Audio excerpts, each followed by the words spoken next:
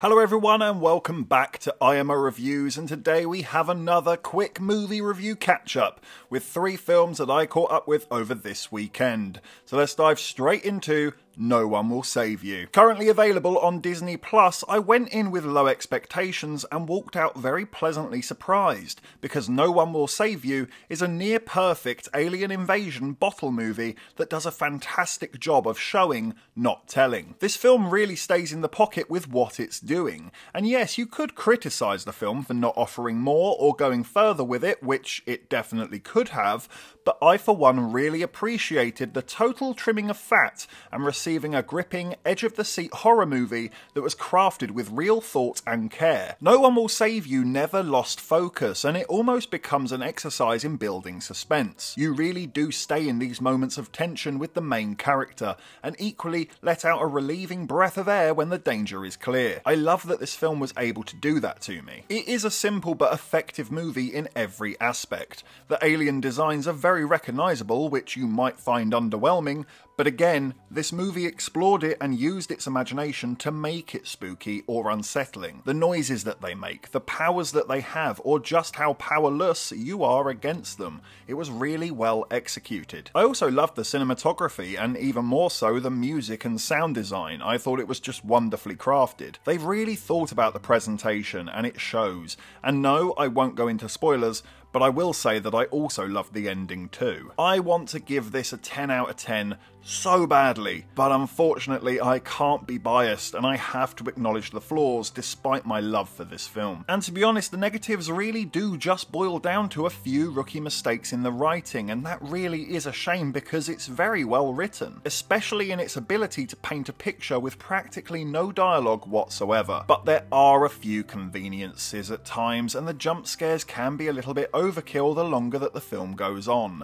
And as much as I praise the music and sound design, I can't deny that the scares would have been way more impactful if they weren't accompanied with a sudden jolt of music. It's far from perfect, but boy did I enjoy this film. No One Will Save You proved to be an utterly niche and unique experience that felt like it was made for me personally, because I desperately wish we had more of these simple but well explored original concepts in cinema today. No One Will Save You gets an 8 out of 10. Next up is Bottoms, which is a comedy about 2 high school girls who create their own fight club as an excuse to get close to the girls that they're attracted to.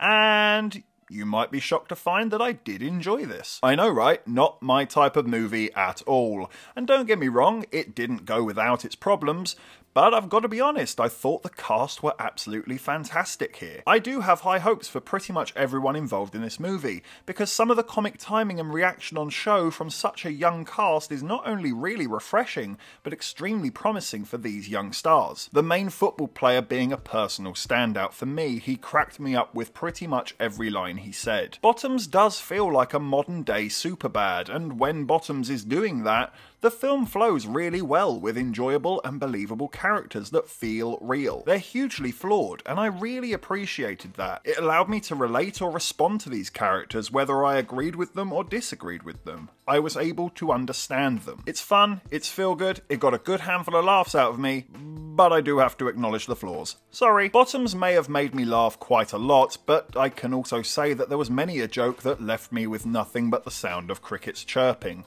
It depends how you want to cut it really, doesn't it? If a comedian tells 100 jokes and you laugh at 40 of them, do you see it positively and say I laughed at 40 jokes? Or do you see it negatively and say there were 60 jokes that I didn't laugh at? It can try way too hard to make you laugh at times, and honestly, I found Bottoms to be at its funniest with the quick throwaway one-liners that you could easily miss. I also struggled with the time frame for a while. The font of the title and the way people dressed led me to believe that this was set in the 80s. And then suddenly a Motorola flip phone pops out and Avril Lavigne suddenly appears on the soundtrack. Maybe that's on me. I might have missed a year shown in the early scenes, but I don't feel like I did. I wasn't distracted or anything like that. So until I'm proven otherwise, I will hold this film accountable for misleading me. I also did not love the music in this film. It's very random and with seemingly no correlation or meaning to it.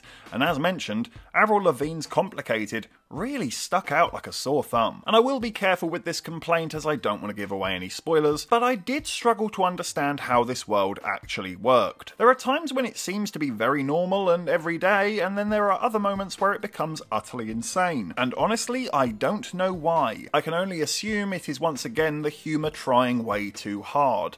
But the bigger issue for me is the film's total failure to prepare or introduce the audience to the idea in the first place. There's no consistency to it, and therefore, it's just confusing. I'm gonna give Bottoms a 6 out of 10. And finally, it's Scrapper, a film I wasn't even supposed to review this weekend. Apologies for those expecting a review for Dumb Money, I will hopefully get to that during the week. I in fact went to the cinema to see Dumb Money, only to be pleasantly surprised to see that they were showing Scrapper, and I had to take that opportunity while it was there. And I'm very glad that I did. I'm going to come out and say it right now. I loved Scrapper. Perhaps there's a British bias here because I really did relate to this film as it explores the fractious relationship between young 12-year-old Georgie and her long-lost dad, Jason. It's so English and I love it. If you want to know what England is like, watch Scrapper, because I do know people like this, with families like this, with struggles like this, in environments like this. It felt real. It felt like the director was bringing their own memories to life, and it was wonderful to be able to experience that. The cinematography was fantastic and delivered a real personality that matched the mature yet childish mind of our lead character Georgie. It's having a lot of fun in fleeting moments, and it offers the film a real heartwarming charm. I really can't stress how impressed I was with how Scrapper managed to take this hefty story and not only portray it through the eyes of a child, but explore it as a child would. The frantic editing of experiencing panic, the awful state of the social services, the imaginary text on screen as they play games, it was brilliant. I was blown away by the cast, Harris Dickinson in particular as Jason. Keep an eye out for this guy because he shows a superb range of acting talent here.